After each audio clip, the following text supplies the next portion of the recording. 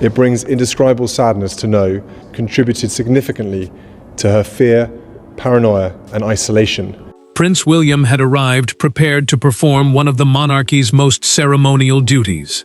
Then, a single line on the investiture schedule changed everything. Harry's name was there. Within minutes, William's carefully controlled composure hardened into something unmistakable, and the prince made a decision no one in the room expected. He would not proceed. What should have been an orderly royal ceremony suddenly became a deeply personal confrontation with the past. Before we go deeper into what this really means for the royal family, make sure to subscribe so you don't miss a single update.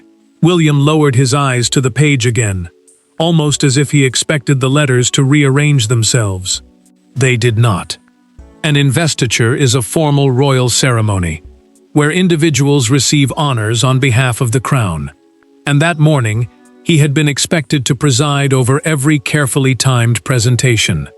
Instead, one name had pulled years of private tension directly into a room built around control. He read the schedule twice before looking toward the senior aide standing nearby. "Why is Harry on this?" The aide hesitated, and that hesitation carried its own warning. William did not raise his voice. He simply held the page between two fingers while the silence grew heavier around him. His younger brother's presence would not have been an ordinary family encounter. Standing together during such a formal event would immediately carry symbolic meaning, inviting every guest, courtier, and observer to read reconciliation into a relationship that remained deeply fractured. The future king understood that once those doors opened, there would be no separating private pain from public duty. Then the confirmation came. A palace official, speaking from the documented internal briefing prepared for the ceremony, explained that Harry's inclusion was not a clerical error. His name had remained on the official schedule through several levels of approval. William's expression tightened. Someone had seen it, someone had accepted it, and no one had warned him. The prince placed the schedule flat on the table. He slid his briefing folder out from underneath it, closed the cover, and pushed it away. There was no dramatic outburst, no angry demand, only a decision delivered with unnerving calm.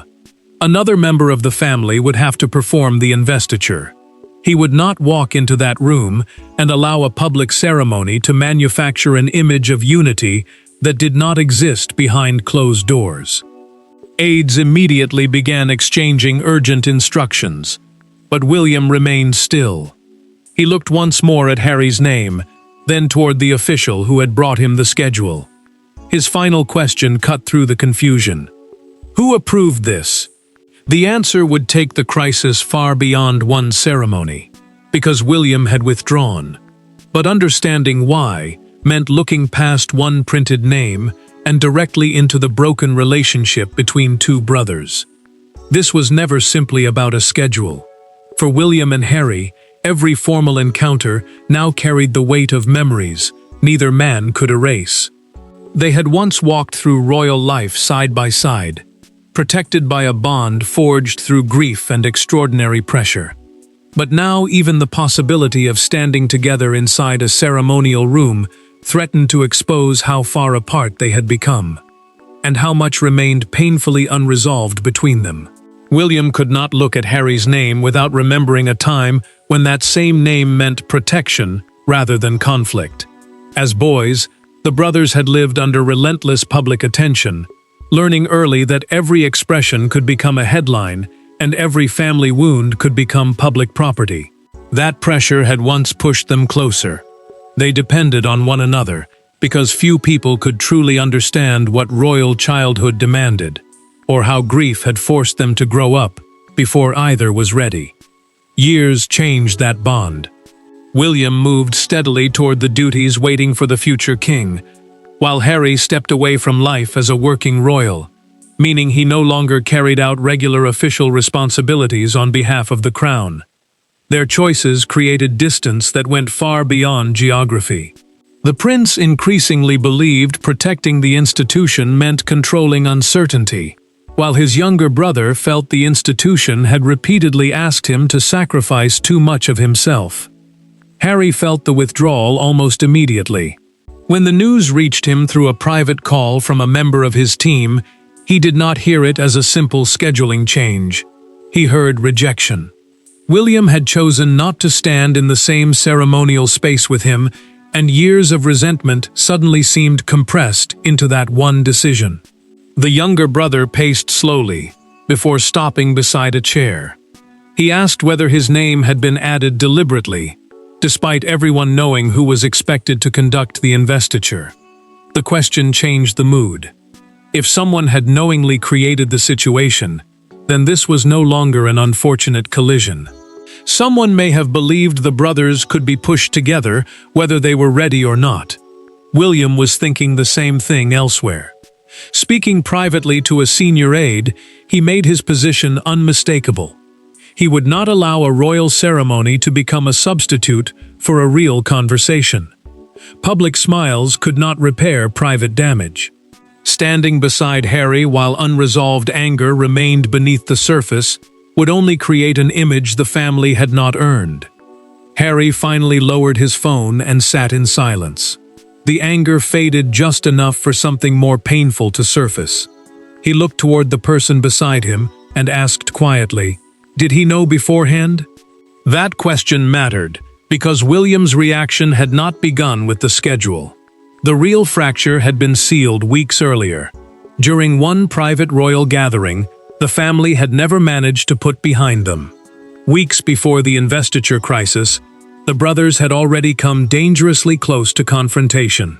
It happened away from cameras, during a private family dinner arranged in the hope that proximity might soften old resentments. Instead, one sentence transformed the evening. A conversation about future royal appearances became personal. Voices tightened, and William heard something from Harry that he could not dismiss. Everyone present would later understand that this was the true point of no return. Charles had hoped the evening would achieve what formal meetings had failed to do.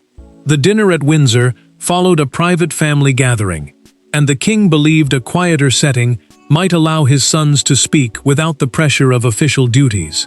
Windsor, one of the monarchy's main royal residences, often serves as both a family home and a working royal base, making it a place where personal and institutional tensions can easily collide. He wanted conversation. Instead, he watched caution settle over the table. William entered, determined not to provoke another argument. He knew future appearances involving Harry could easily be misunderstood as proof that everything between them had been repaired. As heir, he felt a growing responsibility to protect the stability of the crown, especially when public symbolism could create expectations the family was not ready to meet. The prince chose his words carefully, but his restraint only made the tension sharper. Harry felt that restraint immediately. He had grown tired of seeing every family interaction filtered through hierarchy, protocol, and concerns about public reaction. To him, the message was painfully familiar. Even private relationships seemed to require institutional permission. He challenged William directly, asking why every future invitation had to be treated like a political calculation instead of a family decision. Then, the argument crossed its final line. Harry told his brother that if future ceremonial invitations were offered, he intended to accept them whether William approved or not. The statement landed heavily. William stared across the table before answering that he would not participate in what he called staged reconciliation for public consumption. The future king believed appearing together before resolving their private conflict would create a false picture of unity. Charles tried to interrupt. He lowered his voice and urged both men to stop before the conversation went further. But neither brother looked away. Harry felt controlled. William felt cornered. The king sat between them emotionally, watching an attempt at peace become another source of division. William finally pushed his chair back. He placed his untouched glass beside the plate and stood. Before leaving, he told Harry that their next meeting had to happen privately. without ceremony, cameras, or anyone trying to manufacture a moment between them. Weeks later, Harry's name appeared on William's investiture schedule anyway. So when the prince saw that line on the page, he did not see an administrative detail. He saw the exact boundary he believed had already been crossed, and that realization would make the confrontation ahead impossible to avoid. Avoidance had reached its limit. After William withdrew, Harry demanded clarity, and the brothers were brought into the same room without cameras, public statements, or ceremonial distractions. There would be no smiling appearance to hide behind this time. The conversation began quietly, almost formally. Then Harry asked why William would abandon an entire investiture rather than simply stand in the same room with him. William's response shattered any hope that this was merely about protocol. Harry entered carrying anger he had already tried and failed to contain. The private meeting had been arranged because Palace staff understood the scheduling dispute was no longer a simple operational problem. It had become a direct family crisis. Charles chose not to join them at first. As monarch and father, he knew his presence could turn every sentence into an appeal for judgment, and he wanted his sons to speak without using him as a shield. William remained controlled, but the tension in him was unmistakable. Harry accused him of turning personal resentment into institutional punishment, arguing that the withdrawal embarrassed them both and transformed a private fracture into a public event. To the younger brother, walking away from the ceremony felt less like caution and more like rejection. He wanted to know why standing beside him had suddenly become impossible. The prince answered without softening the point. He said the greater humiliation would have been pretending they were reconciled when they had barely managed an honest conversation. Their Windsor dinner had ended with a clear boundary. No ceremonial reunion before they dealt privately with what had gone wrong. For him, the investiture schedule violated that understanding and placed appearance ahead of truth. Then William said what had been troubling him since the moment he saw the page. He believed Harry's name had been knowingly allowed onto the schedule after that dinner. According to the documented internal briefing he had received that morning, the inclusion had survived multiple reviews. That made it feel deliberate. Someone had understood the tension and still allowed the arrangement to move forward. Harry's anger shifted. He insisted he had never asked anyone to place him beside William, and said he assumed his presence had already been approved by his brother. The admission changed the room immediately. For the first time, both men considered the possibility that neither had created the collision. Harry stepped closer and held his brother's gaze. "Do you actually want reconciliation at all?" William did not answer at once. The silence stretched until even the anger seemed to weaken beneath it. "Yes," he said, "but not like this." Moments later, a senior aide entered with the authorization trail behind the schedule. The brothers had finally spoken honestly, but the name attached to that decision redirected their anger toward someone neither had expected to confront. The schedule had not slipped through unnoticed. It had been approved, and when William learned whose authority ultimately allowed Harry's name to remain, the conflict became even more complicated. This was no longer merely brother against brother. The decision led directly toward King Charles, a father attempting to hold together a family while simultaneously protecting the crown. His attempt at reconciliation had produced the exact crisis he hoped to avoid. Charles had supported Harry's inclusion because he believed ceremony might succeed where private conversations had failed.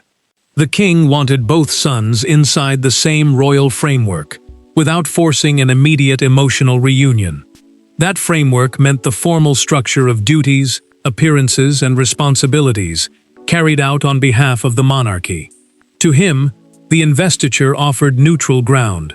No speeches about forgiveness, no staged family conversation, just duty, order, and the possibility that basic civility might begin there. William did not see it that way. The prince felt the boundary set after the Windsor dinner had been ignored, and that hurt more because the decision came from his father. He had made himself clear: no ceremonial meeting before a private conversation. Now he believed a deeply personal wound had been treated as something protocol could simply contain. The future king was not only angry about Harry's name, he felt manipulated by someone who understood exactly why that name mattered. Charles carried a different kind of pain. According to the documented account of the internal family discussion that followed, he admitted that he had allowed the schedule to move forward without warning William personally. He feared his eldest son would reject the idea before it had any chance to work. The monarch had hoped that once the ceremony was underway, both brothers might discover that being in the same room was less impossible than they believed. That calculation failed immediately. Charles now understood that his attempt at indirect reconciliation had wounded both men in different ways. William felt his limits had been dismissed. Harry felt his presence had triggered a public rejection. The father who had tried to create one controlled moment of unity had instead exposed the depth of the division. The king later sat alone with William's withdrawal note in front of him. He read it once, then again, before setting the page down and removing his glasses. For several seconds, he said nothing. The silence carried disappointment, regret, and the realization that royal authority could organize a ceremony but could not command emotional peace. Charles finally looked toward the aide waiting nearby. The investiture would still proceed, he said. Another royal could perform the duty, but the family could no longer behave as though nothing had happened. That decision kept the ceremony alive. It also guaranteed that William's absence would become impossible to ignore. The investiture went forward, but William's absence became the invisible presence inside the room. Every altered movement, every reassigned duty, every carefully controlled expression reminded those attending that something extraordinary had happened before the doors opened. Harry now faced the reality of appearing at a ceremony his brother had refused to conduct. What had begun as a private family boundary was becoming a public symbol of how deeply the royal fracture still ran. Palace staff moved quickly because the ceremony could not simply collapse around a family dispute. Another senior royal was assigned to perform the formal presentations, while the order of events was adjusted to keep everything moving without interruption. Those attending were given no detailed explanation. They only knew that William, who had been expected to carry out the duty, was suddenly absent. That mattered because royal ceremonies depend on precision, and unexpected changes immediately attract attention. Harry understood the danger the moment he arrived. Every expression could be interpreted as anger, humiliation, or defiance, and he knew the smallest reaction would carry far beyond the room. Still, he refused to retreat. Walking away now would make the ceremony appear completely consumed by the family conflict, and he was determined not to give the situation even more power over him. William remained elsewhere, struggling with the consequences of his own choice. The prince knew his withdrawal had created the very spectacle he wanted to avoid, but he also believed attending would have created something worse. Standing beside Harry and behaving as though their relationship had suddenly healed would have turned unresolved pain into performance. He could accept criticism more easily than that kind of dishonesty. Then Harry learned something that changed the emotional weight of the day. A member of his team told him, based on the internal timing recorded in the palace briefing, that William had withdrawn before their private confrontation even took place. The decision had been immediate. His brother had seen the name, remembered the Windsor boundary, and reacted before hearing any explanation from him. Harry absorbed that quietly. The knowledge still hurt, but it also revealed how deeply the earlier dinner had affected William. Elsewhere, the future king received word that Harry was continuing with the ceremony rather than withdrawing in protest. William said little, yet the reaction softened something inside him. He understood that his younger brother could have escalated the crisis and had chosen not to. Harry waited until the ceremony was over before allowing the strain to show. He removed the formal insignia connected with the event, placed it carefully on a table, and stood in silence for several seconds. Then, he made one request. He wanted to see William again. No Charles, no aides, no palace officials. The ceremony had exposed their division, but now, away from the institution that had shaped so much of their conflict, the brothers were about to discover whether anything personal remained beneath it. For the first time in the entire crisis, there was no schedule between them, no king mediating, no private secretary waiting outside with instructions. William and Harry met alone.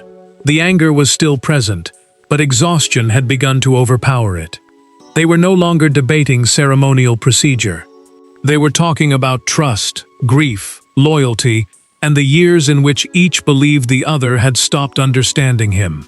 What followed did not erase the damage, but it changed its direction. Harry had asked for this meeting because he no longer wanted their relationship filtered through palace staff, formal briefings, or family intermediaries. A private secretary is a senior royal aide who helps manage official duties and communication. But even that layer of structure felt too heavy now. He believed too many personal moments had been turned into institutional problems, and this time he wanted nothing between them except the truth. William agreed for almost the same reason. His objection had never been simply that Harry might enter the room. What he rejected was the idea that a ceremony could create the appearance of reconciliation before either brother had done the harder work privately. The prince knew one public smile could be interpreted as forgiveness, unity, even restoration. He was not prepared to offer an image that their relationship had not earned.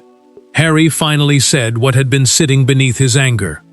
William's withdrawal had hurt, because it made him feel his brother would rather abandon a royal duty than face him. The younger brother admitted that whatever explanation followed, that first message had landed like a personal rejection. He had spent years feeling pushed further outside the family, and this seemed to confirm the worst version of that fear.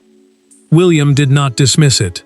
He admitted that his decision had been immediate, and that he had not considered how publicly Harry would be left carrying the consequences. The future king said he feared something different. Standing beside his brother would create expectations neither man could emotionally survive. One ceremony might satisfy the public for a day, but the pressure afterward could make their private relationship even worse. Then Harry made his own admission. In the recorded account later preserved from their private conversation, he said he had never asked to be placed on William's schedule. Had he known how strongly his brother felt, he would have accepted a private meeting first. William absorbed that quietly. He acknowledged that Harry had been caught inside a decision he had not created. Silence followed. Then the prince extended his hand. Harry looked at it for a moment before taking it. No embrace, no dramatic forgiveness, just one deliberate gesture neither man could blame on protocol, aides, or the monarchy. Inside the room, something had shifted. Outside, however, the story had already exploded, and Britain was turning William's withdrawal into a national argument. By the following morning, William's absence had become bigger than the ceremony itself. Newspapers, broadcasters, royal commentators, and crowds outside palace gates reduced years of family tension to one unforgettable image. The place where the Prince of Wales had been expected to stand remained occupied by someone else. The public did not need access to the private conversations. The symbolism was powerful enough. Britain was watching two brothers struggle beneath the weight of a monarchy that could organize almost everything except reconciliation. William saw the coverage early, and regret arrived almost immediately. The Prince of Wales is the title traditionally held by the heir to the British throne, and his absence from such a formal duty carried meaning whether he wanted it to or not. He had intended to draw a personal boundary, not overshadow the people who had come to receive honors. Yet every headline seemed to push the recipients aside and place the family fracture at the center of the story. Harry felt a different kind of frustration. He had lived through years in which private family pain became public argument, and now it was happening again. The younger brother watched commentators turn one ceremony into a referendum on loyalty, duty, and forgiveness. To him, the most painful part was how quickly strangers assigned motives to both men without knowing what had finally been said between them behind closed doors.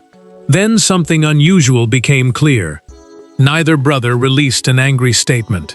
Palace observers noticed it immediately. There was no accusation from William, no retaliatory response from Harry, no fresh round of public blame.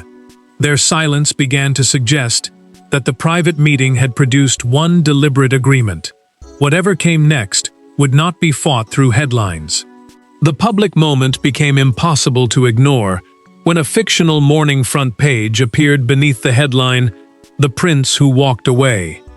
The photograph showed the investiture dais, where William had been expected to stand. While outside Buckingham Palace, a small crowd gathered and argued over what his refusal meant. Some called it strength. Others called it heartbreak. Nearly everyone understood that the empty place represented something far larger than a changed schedule. Charles received the newspaper without comment. The king unfolded it, read the headline, then slowly folded it again before an aide entered with a new message from both sons. For once, William and Harry were not sending competing demands. They were asking for the same thing. Any future shared family appearance would have to be discussed directly between them first, before staff, schedules, or ceremonial planning made the decision on their behalf. The public saw division. But behind the headlines, the brothers had finally drawn one boundary together, and that decision would define the final meaning of everything that had happened. In the end, William's withdrawal was not the rejection it first appeared to be. It became something more difficult and more honest. A refusal to let ceremony pretend that a broken relationship had already healed. Harry's name on the schedule exposed years of resentment, but it also forced both brothers into the conversation they had postponed for too long. They did not restore the closeness they once shared. They achieved something smaller, harder, and perhaps more meaningful: truth. William and Harry had finally agreed on one rule neither palace staff nor public pressure could override. Any future shared royal appearance would happen only after the brothers spoke directly and privately first. No surprise scheduling. No carefully arranged ceremonial encounter. No assumption that standing in the same room meant the wounds had disappeared. The agreement mattered because, for once, both men were choosing the terms of their relationship before the institution chose them. Charles accepted that boundary with more sadness than resistance. The king understood that his attempt to use royal structure as a bridge had placed duty ahead of emotional readiness. He had hoped ceremony could create neutral ground, but instead, it had exposed how fragile the relationship still was. The monarch could organize appearances, approve schedules, and preserve continuity. He could not order trust back into existence. William also accepted the cost of what he had done. In a private documented account of the family discussion that followed, the prince acknowledged that pulling out had disrupted the investiture and shifted attention away from those being honored. He regretted that consequence, but he did not regret refusing to perform reconciliation for public comfort. If the brothers were ever going to repair anything, he believed the first step had to be real. Harry reached a similar conclusion. He no longer treated the withdrawal as proof that William wanted him gone forever. The younger brother understood that the decision had been aimed at the circumstances surrounding their encounter, not necessarily at the possibility of having a relationship again. That distinction did not erase the hurt, but it changed what the hurt meant. Harry paused at the doorway before leaving their final private meeting. He looked back and said he would rather receive one difficult phone call directly from William than another perfect-looking palace invitation arranged around them. The future king gave him a simple answer: "Next time, I'll make the call." That was the real resolution. The crisis did not magically restore the brothers they had once been. It ended something else instead. The pattern of allowing schedules, ceremony, headlines, and palace machinery to speak for them. William pulled out of one investiture because Harry's name appeared on a schedule. Yet by refusing the appearance of reconciliation, he finally created the conditions for something real. The ceremony survived. The monarchy survived. And two brothers who had spent years speaking through institutions finally chose to speak directly to each other.